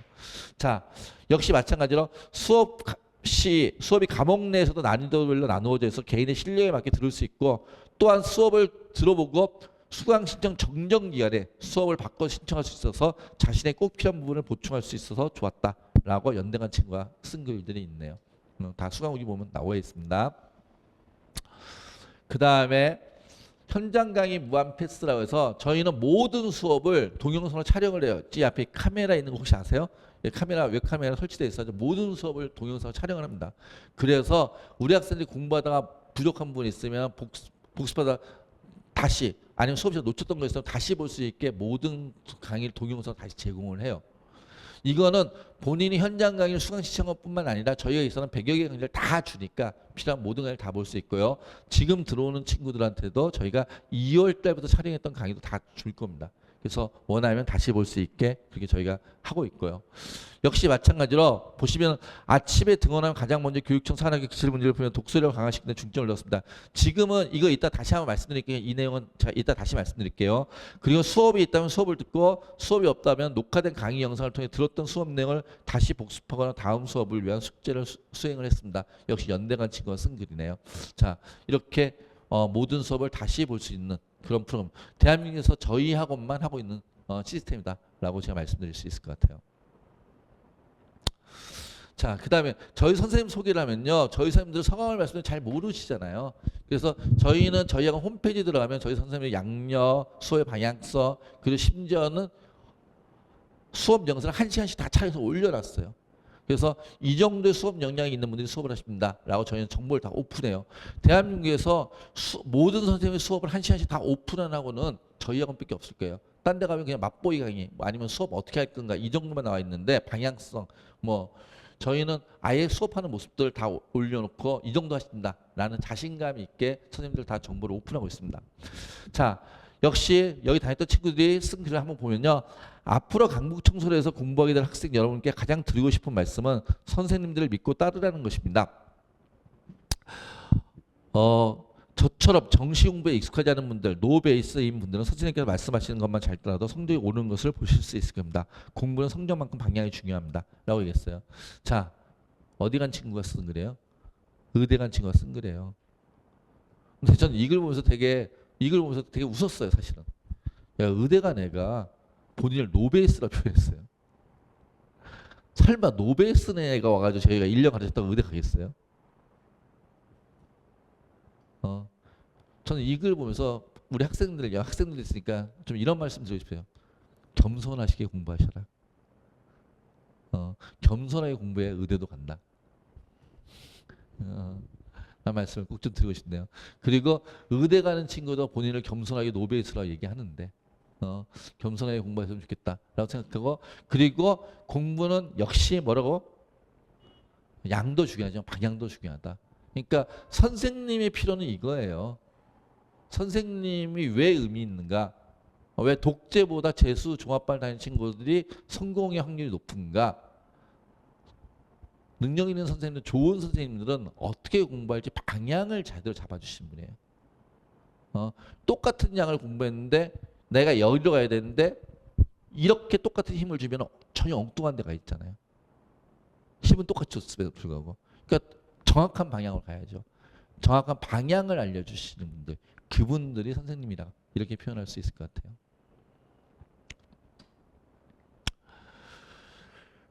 강북 청소년 현장 강의는 인강 혹은 독학으로는 절대 얻을 수 없는 몰입력과 집중력을 가지고 있다는 것을 느꼈습니다. 선생님께서 모두 잘 가르치시고 나눠주신 프린트도 퀄리티가 높으니 현장 강의에 최대한 많은 것들을 얻어가셨으면 좋겠습니다. 역시 서강대한 친구가 쓴 글이네요. 그러니까 실제로 저희 학원을 다녀보면은 많은 학생들이 대치동 재수생들도 그런 애들 많아요. 주중에는 저희 학원을 공부하고 주말에는 단과로 대치동 단과를 들어야지 뭐 이러면서 가는 친구들이 있어요. 근데 저희 학원 와서 막상 수업을 들어보면 대부분의 학생들이 주말 단과를 끊습니다. 안 듣습니다. 대치동까지 굳이 갈 이유가 없어져요. 왜? 여기서 수업 들어오니까 대치동 선생님으로 수업을 더 잘 가르치는 것 같아. 근데 굳이 시간 쓰면서 돈 쓰면서 거기 갈 이유가 없는 거죠. 여기 수업만으로 충분한데. 그리고 가까운 데서 주말에는 더 자습에 집중할 수 있고. 그래서 대부분 안 갑니다. 실제로 다녀보면 압니다. 근데 이건 제가 뭐 어떻게 말로 표현할 수가 없네요. 실제로 느껴봐야 알지. 자, 그 다음에요. 많은 분들이 물어보시는 게 우리 아이가 좀 질문하고 싶은데 어떻게 해결할 수 있나요? 라고 얘기하는데 저희는 제도적으로 질문을 이제 담보하는 질문을 받을 수 있는 시스템들이 몇 가지 있어요. 일단 수업 내용에 대한 질문은 수업을 하셨던 선생님을 찾으면 언제든 질문이 가능하고요. 수업 내용이 자습하다고 질문할 게 있을 수 있잖아요. 뭐 EBS든 기출문제든 하여튼 수업 내용 이외에 자습하다고 질문할 게 있을 수 있으니까 그런 질문을 받기 위해서 저희는 수업을 직접 가르치시는 국어, 수학, 영어 선생님들 매일 조를 짜서 남아 계세요. 우리식으로 표현하면 질문을 받기 위해 당직을 쓰는데 질문 당직이라고 그래요. 그래서 학생들이 질문을 다 받아 수용해 주시고요. 또 저희 학원 학생들 중에서 선생님한테 질문하는 것보다 1, 2년 선배한테 질문하는 걸 더 편해하는 친구들도 있어요. 그래서 저희는 저희 학원 출신의 서울대 연고대 간 친구들을 불러서 자습실 앞에 매일 질문받게 두고 있어요. 우리 스카이 멘토라고 그러는데 그 친구들이 또 와서 질문을 받아주고 있습니다. 그래서 본인들이 질문할 의지만 있으면 질문을 못하는 경우는 없어요. 그래서 강북 청소의 각 과목 선생님들도 매 분기마다 지금 우리의 가장 필요한 부분이나 그 시기에 해야 할 적절한 학습 방향에 대해 지도해 주신 덕분에 학습 방식에 대해 방황하지 않고 끝까지 자신을 믿고 포기하지 않아 좋은 결과를 낼 수 있었습니다. 고대간 친구가 쓴 글인데 단순히 문제 질문뿐이 아니라 과목별로 학습법 상담들도 저희는 담당 강사들이 다 해주고 계십니다. 그래서 지금 내가 무엇을 해야 될지 어떤 걸 해야 될지 잘 모르겠다라고 하면 언제든지 신청하시면 다 상담을 해주고 계시고요. 자, 그리고 콘텐츠에 대해서 고민하시는 분들이 많이 계신데 저희 회사가 콘텐츠를 만드는 회사예요. 예를 들어 수학의 바이블이라는 책 아세요? 그게 저희 회사 만든 책이에요. 뭐 들어본 책들 중에 고쟁이, 워드마스터 이런 것들 다 저희 회사 만든 책입니다. 우리가 그런 콘텐츠를 만드는 회사니까 기본적으로 좋은 콘텐츠를 줄 거예요. 그리고 저희 거 외에도 국어는 이감과 한수 모의고사를 쓰고 있고요. 그 다음에 시대인재 서바이벌 전국 모의고사를 저희가 시대인재랑 같이 공유하면서 같이 쓰고 있어요. 그래서 이게 전체 우리가 지금 나가는 1년치 모의고사 실전 모의고사 콘텐츠들의 목록이에요. 양이 어때요? 어마어마합니다. 지금 얘 점 4개 찍혀 있잖아요. 7월달 점 4개. 그럼 이거는 7월달 4번 나온다는 뜻이에요. 얘 3개 7월달 3번 나온다는 뜻이에요. 이만큼이 쭉 이게 다 7월달에 나오는 거예요. 양이 어마어마해요.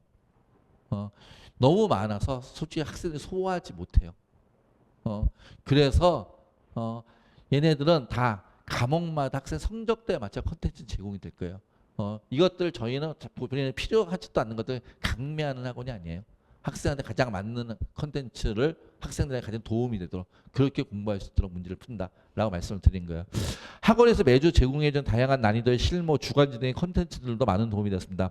성적이 잘 나오는 과목들은 자칫 공부에 소홀해질 수 있는데 매주 콘텐츠를 풀면서 실력을 유지할 수 있었습니다. 또 각자의 실력에 따라 다양한 난이도의 콘텐츠를 선택할 수 있어서 좋았습니다. 그러니까 예를 들어 대치동에 어떤 학원에 가면은 거기는 상위권 애들이 있다 상위권 콘텐츠만 있는 학원도 있어요. 그 다음에 최상위 콘텐츠 뭐 대부분의 학원들은 그 최상위 콘텐츠가 없는 학원도 있고요. 근데 저희는 최상위 콘텐츠부터 지역에 있는 학원이다 보니까 중하위권 학생들까지 풀 수 있는 콘텐츠가 다양하게 있는 거죠. 그래서 각각의 학생 성적대에 맞춰서 실력에 맞춰서 콘텐츠가 제공이 된다라고 말씀을 드리는 거예요.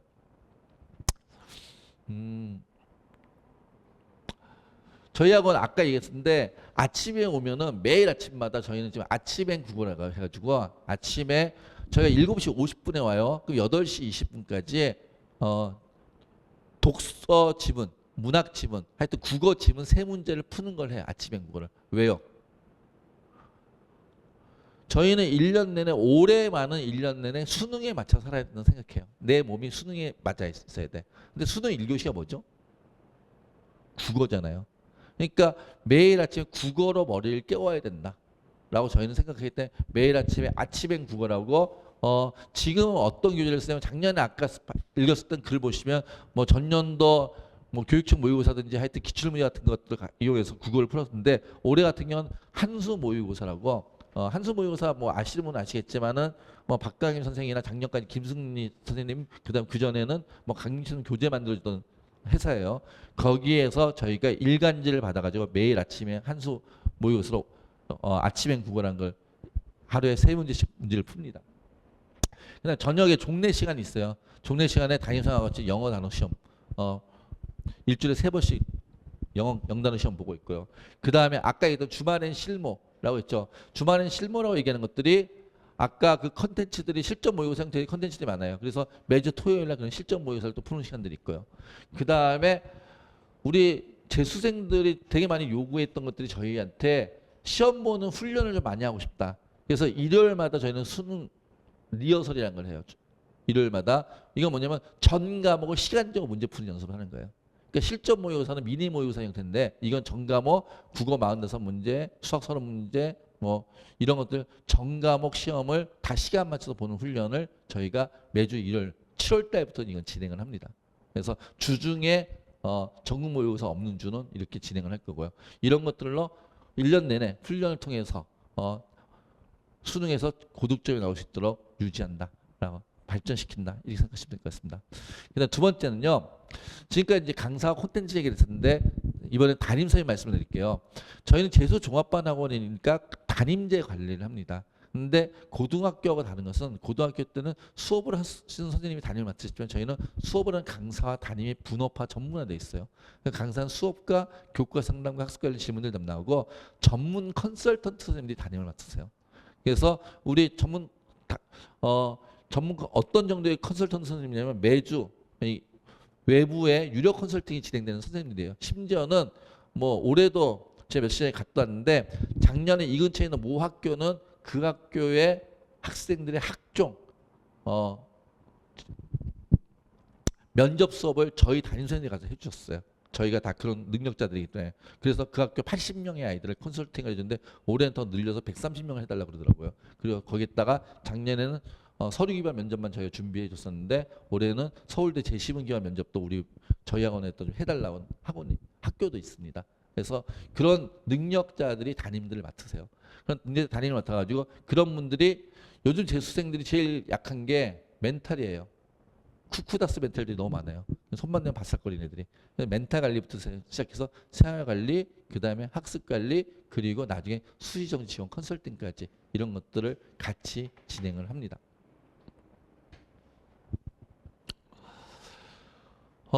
우리 학생들이 쓴 걸 한번 읽어볼게요. 수능 직전까지 저와 함께 길을 걸어주셨던 전략담임 선생님이 정말 큰 도움이 되었습니다.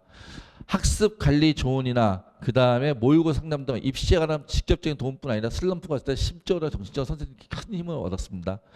누구보다 학생의 상황을 잘 파악하시고 학생의 입장에서 이해해 주시며 진심으로 학생의 대입을 위해 같이 고민하고 조언해 주는 담임 선생님이 계시다는 것이 어쩌면 강북창설학원의 가장 큰 장점이라고 생각합니다. 재수생들은 너무 힘들어요. 솔직히 말씀을 드리면 인생의 첫 번째 실패를 맛보냈잖아요. 고3 때까지는 친구들과 다 손잡고 다 같이 올라갔잖아요. 누가 하나. 근데 대학은 당연히 갈 수 있을 거라고 고3 때까지 생각을 했겠지만 누군가는 가고 누군가는 못 가고 또 가더라도 만족하지 못하고 이런 게 벌어지잖아요. 이제 갭이. 그래서 만족하지 못한 데 가거나 아니면 못 간 친구들은 누구나 다 많이 힘들어하고 어려워합니다. 그런 친구들을 위로하고 그 다음에 올바른 방향을 잡아주신 그런 것들을 저희 담임 선생님이 해주신다라고 생각하시면 될 것 같습니다. 그냥 말로만 하는 게 아니고요. 저희하고 여기서 공부한 친구들 매일 어떻게 공부하는지 정말 시스템이 있어요. 그런 시스템을 이용해서 이렇게 표를 만듭니다. 주간학습 분석표라고. 그래서 이 표를 가지고 학생들하고 담임선생님과 일주일에 매주 한 번씩 상담을 하고요. 이 표는 부모님들한테 저희가 매주 보내드려서 항상 같이 공유를 합니다. 우리 학생들이 고3 때 담임선생님과 몇 번 상담했었어? 라고 얘기하면 보통 많이 하는 애들이 한 4-5번 했다고 그러고 적게 하는 애는 2-3번 했다고 얘기를 하더라고요. 그럴 수밖에 없는 게 학교 선생님들은 잡무가 워낙 많으세요. 그리고 수업을 직접 하시는 분이니까 수업 준비도 하셔야 되고 수업도 들어가셔야 되고 그래서 저희가 완전히 구별을 한 거예요. 저희는 저희 담임선생님은 수업을 하지 않고 학생들만 관리하고 상담하고 그런 컨설턴트들이세요. 그러니까 매주 상담이 가능해요. 그래서 지금부터 들어오더라도 수능 때까지 이제 140일 정도 남는데 20번 정도의 상담을 진행을 하게 될 거예요. 담임선생님하고. 그 다음에 저희 학원 이거 저희 학습 플래너인데 이렇게 생긴 거예요. 이렇게 생긴 건데 안에 보시면은 저희 상담실에 있으니까 일단 시간 되시면 보세요. 이런 식으로 학생들이 수업을 했던 자습을 했던 그런 학습의 핵심들을 리뷰하고 정리하고 기록하게 하는 거예요. 이런 것들 매일매일 이런 걸 정리하고 기록하는 친구가 그러지 않은 친구보다 오래 기억할 거라고 저희가 생각을 하는 거예요. 그래서 이런 것들도 매일매일 기록하게 하고요. 그리고 어저께보다 나은 하루를 만들어라 라는 얘기를 저희가 많이 얘기를 합니다. 그래서 저희가 되게 중요시 여기는 건데 MNC 노트에 매일 새롭게 배운 좀 헷갈렸던 영어 단어와 탐구 개념들을 기록했습니다. 매일 조금이라도 성장하고 그것을 기록한 것이 고3 때 무작정 공부했던 때와 가장 다른 점이었습니다. 하루 종일 공부에 남는 게 없었던 고3 때와 달리 재수를 하는 동안에는 단 한 줄이라도 그날 공부를 통해 얻은 것을 기록하면 실력을 쌓아 올렸습니다. 역시 의대 간 친구가 쓴 글입니다. 그래서 그냥 무작정 공부하는 게 아니라 어저께보다 나은 한 가지를 만드는 거. 그게 저희 MNC 노트의 핵심이에요. 그래서 뭐 예를 들어서 이런 거 얘기할 수 있겠죠. 지금 이제 오늘 한 140일 정도 남았는데요. 학생들하고 같이 수능 때까지 어저께보다 오늘 1분만 더 공부하자 라고 하면 수능 때까지 140분을 더 공부하겠죠. 그래서 무엇이든 더 발전시켜 나갈 수 있는 그런 것들도 우리 담임 선생님들이 체크하시고 점검하십니다. 그 다음에 저희 학원 이 건물 들어오실 때 보셨겠지만 이 건물 중계동 은행사거리 제일 가장 큰 건물입니다. 이 건물에 저희가 4층과 5층과 6층과 8층을 사용하고 있습니다. 그래서 4층과 8층은 이렇게 교실 공간이고 지금 앉아 계시는 그 다음에 5층과 6층은 이런 자습실 공간이에요. 그래서 이런 자습실 공간에서 자습하다가 이동해서 수업을 하는 마치 대학교에 중앙도서관 공부하다가 단과대별로 이동해서 수업을 하듯이 그렇게 자신의 시간표에 맞춰서 이동 수업이 가능하고요. 그리고 여기서 자습하는 것도 그냥 놔두는 게 아니고요. 여기를 관리하시는 분 11분이 계세요. 저희 정규직 6분과 기한직 5분에서 11분이 계셔가지고 아침부터 저녁까지 관리하면서 졸면 깨우고 하여튼 자습 분위기 유지하고 있고요. 보시면 전문적인 학생 지도 선생님들께서 면학 분위기를 관리해 주어서 자습 시간에 공부에만 완전히 몰입할 수 있었다고 역시 고대관 친구가 쓰고 있습니다. 여기도 그렇게 철저히 관리를 하고 있습니다. 그 다음에 학원이다 보니까 재수종합학원은 규율이 있어요. 아침에 오고 저녁에 나갈 때 부모님한테 문자 갈 거고요. 중간에 학생 임의로 외출이나 조퇴를 하지 못해요. 필요한 경우에 부모님께 저희가 연락을 줄 때 외출 조퇴가 가능하고요. 휴대폰은 아침에 제출하고 저녁에 돌려받고요. 그리고 자기 자리에 앉아서 인터넷 강의 같은 거 볼 수 있어요. 근데 학습용 콘텐츠에 엉뚱한 것을 보면 전자기기를 저희가 일주일 정도 보관할 거예요. 그럼 서로 불편할 테니까 이런 걸 지키게 또 약속한 친구들만 저희는 학원을 다니고 있는 거고요. 저희는 정확하게 말씀을 드리면요. 나이 20살짜리한테 공부해라 그런 학원이 아니에요. 이 정도도 못 지키겠다고 저희는 학원에서 내보냅니다. 옆에 보면 징계 게시판 뭐 이런 게 붙어있는데 뭐 경고, 제적 뭐 이렇게. 그래서 공부를 하기 싫어하는 애를 억지로 공부해라 시키는 학원이 아니에요. 저희는 공부하기 싫으면 그냥 제적시켜요. 나가. 공부하는 애들 방해하지 말고. 저희는 나이 20살씩이나 됐으니까 공부하겠다는 의지는 본인들이 가지고 오시는 거예요. 저희는 무엇을 할지 어떤 걸 할지 알려주는 학원인 거죠.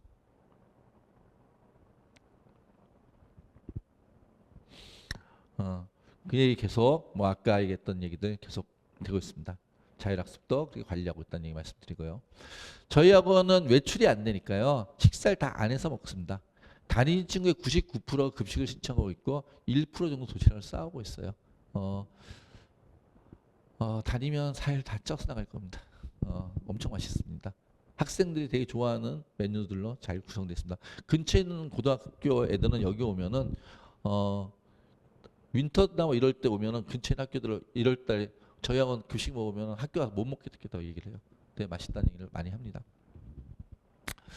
자, 그 다음에 저희 학원 셔틀버스 운행합니다. 그래서 어떻게 운행하냐면 저희 학원 셔틀버스가 지금 27대 운행하고 있는데 뭐 서울 웬만한 이 동북부하고 경기도 동북부는 다 운행하고 있습니다. 그러니까 제가 기준선을 말씀드리면 서울은 저쪽으로 시내 쪽으로 따지면은 회화동 로터리부터 저희 학원 차가 오고 있고요. 그 다음에 청량리 제기동에서부터 차가 오고 있고요. 그리고 저쪽으로 장안동, 답심리 그리고 군자교 이쪽부터 차들이 오고 있고요. 그러니까 그 안에 있는 영역은 다 차량이 운행한다고 생각하시면 됩니다. 그 다음에 북쪽으로는 동두천, 양주, 동두천에서부터 차가 오고 있고요. 동두천, 양주, 의정부 이렇게 다 차가 오고 있고요. 그 다음에 남양주, 저쪽 마석, 덕소까지 저희 차량 운행하고 있고요. 그리고 구리 차량 운행하고 있고요. 이런 간내로 27대 차량이 운행하고 있으니까 필요하신 분들은 차량 이용하시면 됩니다. 차는 학원에는 저희가 7시 50분에 입실인데요. 학원에 도착은 7시 30분 정도에 도착하게 7시 20분에 30분 사이에 도착하게 세팅이 되어 있습니다. 왜냐하면 와서 애들 엘리베이터 줄 서서 타고 올라오는 이런 시간들이 있어가지고 그렇게 준비되어 있다는 걸 말씀을 드립니다. 그리고 여기서 출발한 거는 10시 15분에 출발하는 게 세팅이 되어 있습니다. 자, 학원 저희 학원 일상을 다시 한번 말씀드리면 학원 일상은 오전에 7시 50분까지 입실합니다. 그러면 아까 말씀드렸다시피 8시 20분까지 아침행 구걸한 걸 하고요. 8시 30분부터 일교일 수업이 시작이 됩니다. 그래서 한 4시 50분까지 수업이 진행이 되고요. 수업이 물론 선택적으로 진행이 되니까 수업이 있는 친구는 수업의 시간에 따라 수업을 듣는 거고 수업이 없는 시간은 자습실에 자습을 하는 겁니다. 라이브러리에서 개인별 지정 좌석이니까요. 거기서 공부를 하고요. 그리고 한 5시부터 종례를 한 30분 정도 하고요. 그리고 식사 시간 갖고 6시 50분부터 다시 10시까지 자습하고요. 그리고 나서 10시 15분에 10시에 끝나 귀가하고 셔틀은 10시 15분에 운행 다시 시작을 합니다. 이렇게 하루에 14시간 10분 학원에 공부를 하는 거고요. 그리고 학원문은 오전 6시부터 엽니다. 그러니까 더 일찍 와서 공부하는 친구는 더 일찍 와서 공부해도 되고요. 제가 보통 한 8월 달 정도에 오전에 한 7시 정도에 오면은 학원에 라이브러리 가면 한 100명 정도 학생들이 미리 와서 공부를 하고 있어요. 그리고 저녁에는 10시 이후에 나중에 더 뭐 연장해서 라이브러리 학원은 10시 이후에 못 있어요. 근데 저희 라이브러리는 독서실이기 때문에 거기는 더 연장해서 공부하고 있을 수도 있습니다. 자, 하여튼 이렇게 저희 시스템이 있고요. 월요일부터 금요일까지 그렇고요.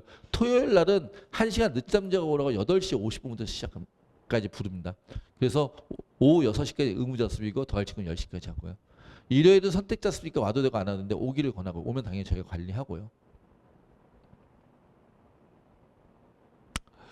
강북통설 메디에스바에서 이 동네에서 제일 성적대가 좋은 애들이 몰려 있는 반입니다. 그러니까 강북 지역의 성적대가 좀 우수한 학생들이 몰려 있는 반이고요.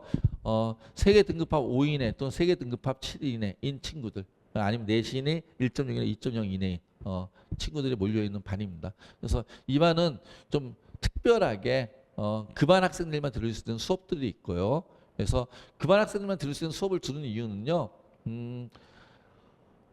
저희가 맞춤 선택 수업이기 때문에 반에 관계없이 모든 수업들을 대부분 다 들을 수 있어요. 자기의 수준과 성적만 되면은.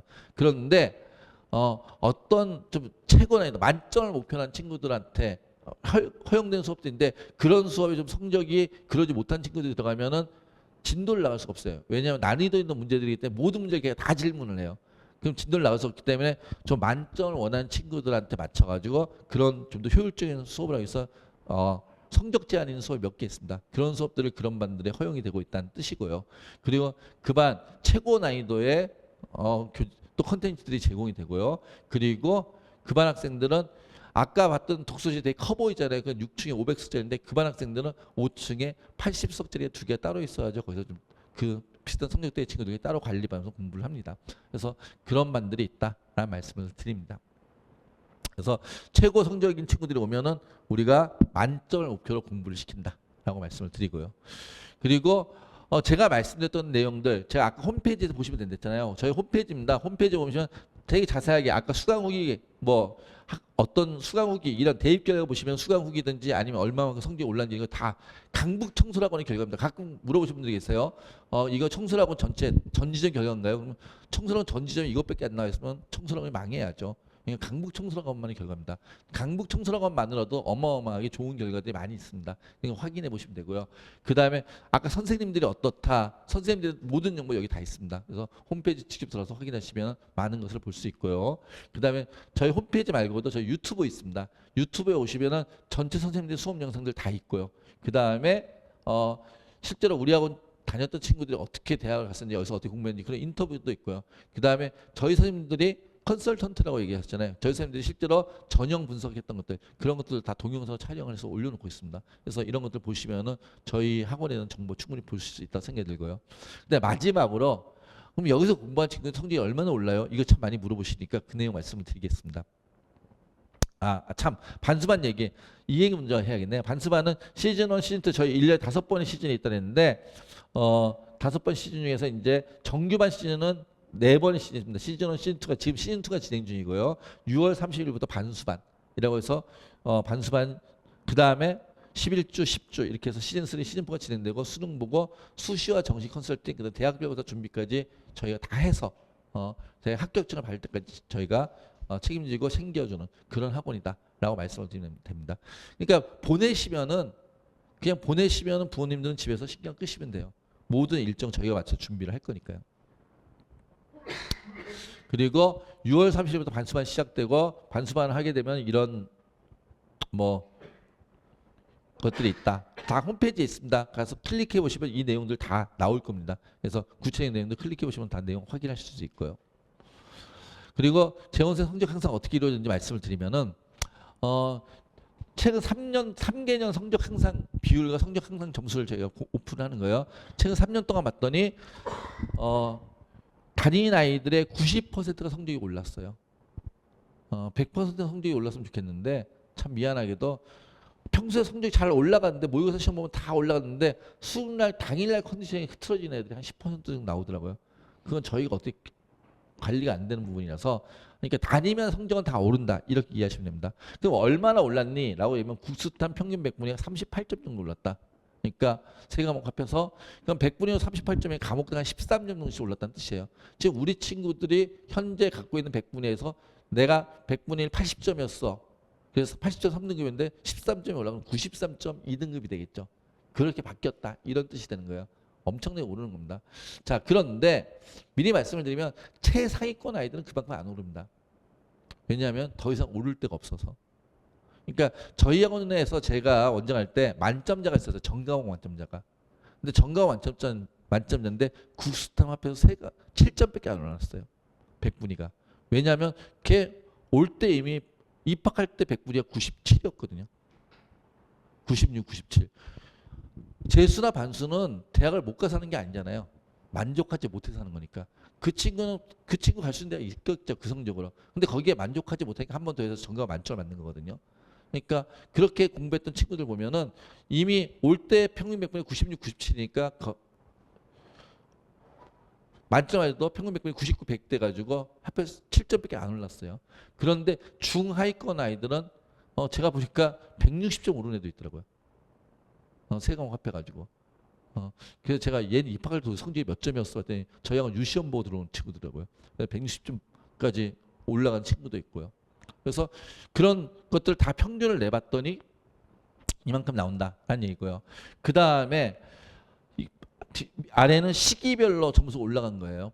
1월 달부터 다닌 친구, 2월 달부터 다닌 친구, 반수반 때 다닌 친구. 당연히 여기 지금 반수 설명에서 이런 얘기하는 게 참 죄송한 얘기긴 하지만 반수반 때 온 친구들이 성적 향상률이 제일 높지 않습니다.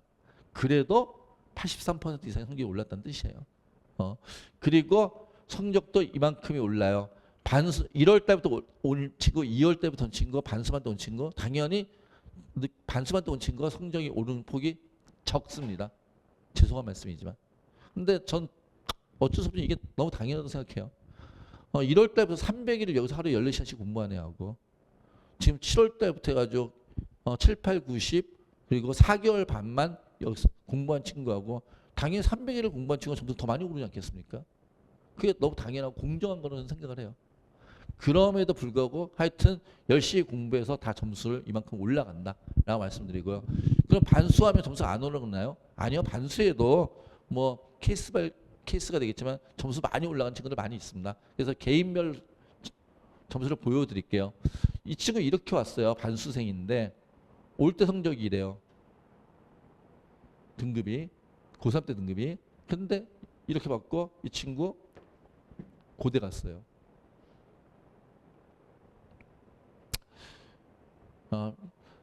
워낙 많은데 다 보여드렸으니까 몇 명만 보여드릴게요. 자, 이 친구 이렇게 왔어요. 근데 이렇게 받고 약대 갔어요. 반수생인데. 이 친구 이렇게 왔는데 이렇게 받고 연대 갔어요. 이 친구 이런 친구인데 이렇게 왔는데 이렇게 오고 이 친구 서울대 갔어요.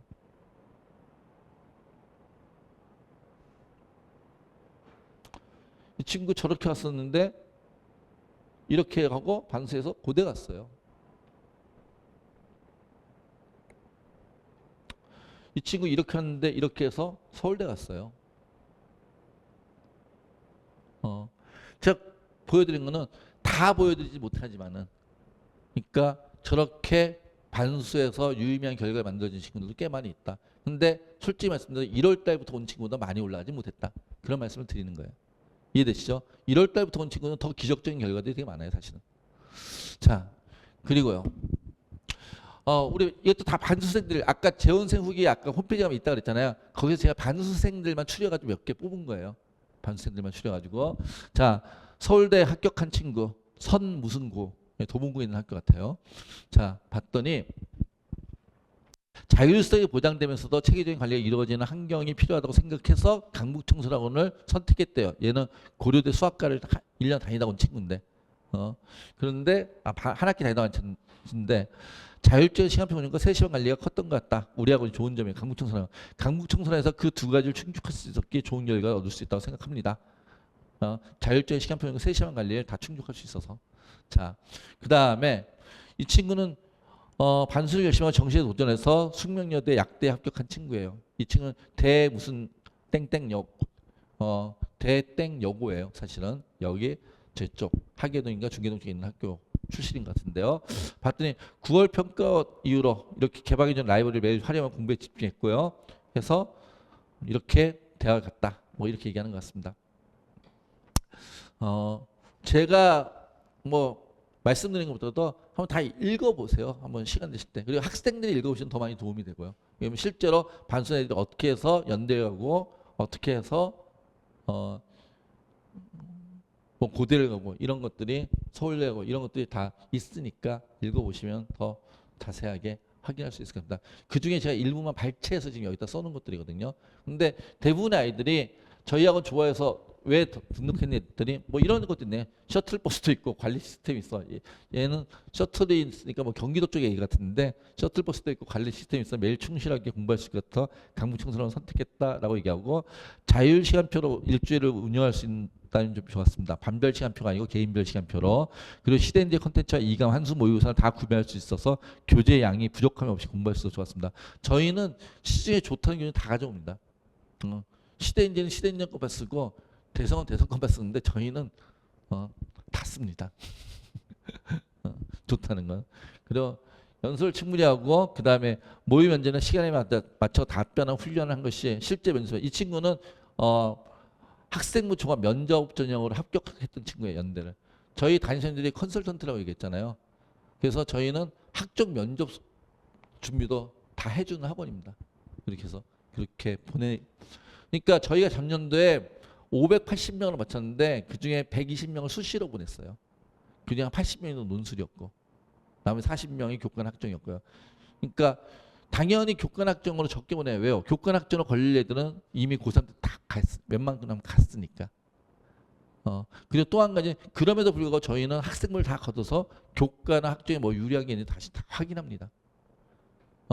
저희의 목표는 이 친구들이 수능 만점 맞으면 제일 좋겠지만 수능 만점을 모두 맞출 수 있는 건 아니잖아요. 그러니까 원하는 대학을 가는 게 목표이기 때문에 보내주는 게 목표이기 때문에 원하는 대학 가는데 그게 수시든 정시든 가장 유리한 전형을 저희가 찾습니다. 그래서 재수학원이면 수시로도 120명을 보내는 학원이에요. 그 학생한테 어떤 전형이 더 유리할지 입시 컨설팅을 하고요. 그 다음에 뭐 청소라고 나에게 맞는 수업을 직접 선택하여 듣고 면학 분위기가 조성된 잡지에 공부할 수 있어 금방 적응할 수 있었습니다. 그리고 담임 선생님의 상담을 통해 조급해하지 말라는 조언을 되새기며 점진적으로 성적과 집중력을 올릴 수 있었습니다. 라고 얘기한 거죠. 아까도 말씀드렸지만은 재수나 반수는 대학을 못 가서 하는 게 아니라고 제가 말씀을 드렸잖아요. 만족하지 못해서 하는 거죠. 그래서 현재 지금 저희 학원에 다니고 있는 아이들 중에 소위 말해 스카이라고 얘기하는 대학, 뭐 제가 학교명을 얘기하지 않고 SKY, 스카이라고 얘기하는 애들만 저희 학원에 이미 몇십 명이 와 있어요. 걔네들 또 만족하지 못하니까 한 번 더 하는 거죠. 그런 친구들이 한강 이북에서 저희가 제일 큰 재수학원이거든요. 한강 이북에서 제일 큰 재수학원이고 가장 성적대가 높은 학원이기도 하고요. 그래서 열심히 공부하는 면학 분위기가 잘 조성되어 있다라고 말씀을 드립니다. 전년도에 저희 학원 다닌 친구들 있잖아요. 공부한 양을 제가 통계를 내봤어요. 근데 일주일 기준으로 매주 72시간 29분을 공부하더라고요. 전체 애들 평균을 내보니까. 그러면은 매일 주 7일 공부하는 거니까 재수생이 쉬는 날이 어디 있어요? 10시간 반 정도 매일 공부하는 거죠. 그러니까 학원이 14시간인데 중간에 식사 시간도 있고 쉬는 시간도 있으니까 그걸 빼고 애들이 진짜 자기 학습 시간만 기록을 한 거예요. 했고요. 그 중에 수업과 자습제 비율을 봤더니 저희 학원의 아이들 같은 경우는 현장 강의, 저희 학원의 현장 강의가 26시간 30분 정도 들어요. 22분. 그 다음에 온라인 강의도 강의잖아요. 인강도. 그건 한 4시간 반 정도, 한 5시간 가까이 듣고 있고요. 그리고 자습을 41시간 반 정도 하고 있고요. 자, 우리 학습이라 했잖아요. 학습이란 말이 배우고 익힌다는 뜻이에요. 그냥 습만 해도 안 되고 학만 해도 안 되거든요. 학과 습의 균형에 맞춰야 되죠. 제 학과 습의 균형이 1대 한 1.3 정도의 비율. 저는 이걸 한금비라고 생각하는데 이 정도의 비율을 맞춰서 공부를 하고 있다라고 말씀을 드리는 거예요. 그리고 실제 저희 학원을 처음 왔던 친구들이 아까도 얘기했지만은 처음 올 때는 그냥 저희 자습 위주로 공부하고 인강 많이 보려고요. 이렇게 오는 친구들이 꽤 있어요. 그런데 와서 수업을 들어보면 저희 선생님 수업이 정말 탁월하거든요. 그러니까 인강 듣는 애들이 현장 강의로 많이 넘어와요. 실제로 여기서 현장에서 수업을 듣는 게 선생님들 수업을 더 잘하시고 그리고 직접 질문도 할 수 있고 학습 상담도 할 수 있는데 뭐처럼 질문도 안 되고 상담도 안 되는 인강을 보고 있겠어요. 그래서 그러니까 접해보지 않아서 모르는 거지 접해보면 안다라고 말씀을 드리고요. 이렇게 공부를 해서 아까 같은 그런 결과를 만들어냈다라고 말씀을 드리는 겁니다. 수능까지 이제 일주일 뒤에 저희가 6월 30일 날 개강하는데 6월 30일 날 개강하면 수능까지 136일이 남습니다. 136일 동안 일어날 일들이에요. 수능 원서 접수 기간이 있고요. 8월 말에 9월 3일 날 평가 모의고사 보고요. 9월 8일부터 10일까지 수시원서 접수하고요. 11월 14일 수학 능력고사 보고요. 그 다음에 29일부터 30일까지 정시원서 접수하고요. 그 사이에 저희가 반수반 개강하고 수능 원서 접수 또 수시 원서 쓰기 전에 수시 지원 전략 상담 저희가 8월 달에 하고요. 개인별로 1대1로 다 부모님도 원하시면 같이 오셔가지고 수시 지원 전략 상담 기간 하고요. 그다음 수시 원서 접수 같이 하고 정규반 가채점 상담도 하고 그다음에 대학교 파이널 수업도 하고 정시 상담도 하고 그래서 대학까지 보내는 걸 저희가 한다라고 말씀을 드린 거예요. 그래서 보내주시면 저희가 다 챙겨서 대학까지 보내버린다라고 말씀을 드려요. 자, 반수반 개강이 6월 30일입니다. 근데 뭐 지금 이미 꽤 많이 등록이 돼 있고요. 그래서 저희 학원을 보내실 계획이 있으시면 아니면 다니실 계획이 있으시면 빨리 등록을 하셔야 됩니다. 이유는요. 작년에 저희는 아까 말씀드렸듯이 정원이 독설 자석수예요. 그 수가 다 차면 저희가 받고 싶어도 받을 수가 없어요. 작년에도 늦게 등록하시겠다 오셨다가 한 30명 넘는 인원이 30여 명이 넘는 인원이 대기하다가 자리가 빠지지 않아 가지고 결국은 등록을 못한 경우들이 있어요. 그래서 등록을 하시려면은 빨리 등록을 하셔야지 대기 없이 그리고 6월 30일부터 수업을 진행할 수 있다라는 말씀을 드립니다. 자, 1시간 반 아까 말씀을 드렸는데 딱 1시간 반 됐네요. 자, 1시간 반 정도 설명을 했고요. 말씀 잘 들으셨으면은 더 추가로 질문하실 거나 아니면 상담하실 거 또는 등록에 대한 안내 받으실 거 있으면 나가시면 저희 직원들한테 말씀 주시면 저희 직원들이 더 또 안내해 드리도록 하겠습니다. 예, 긴 시간 동안 수고 많으셨습니다. 감사합니다.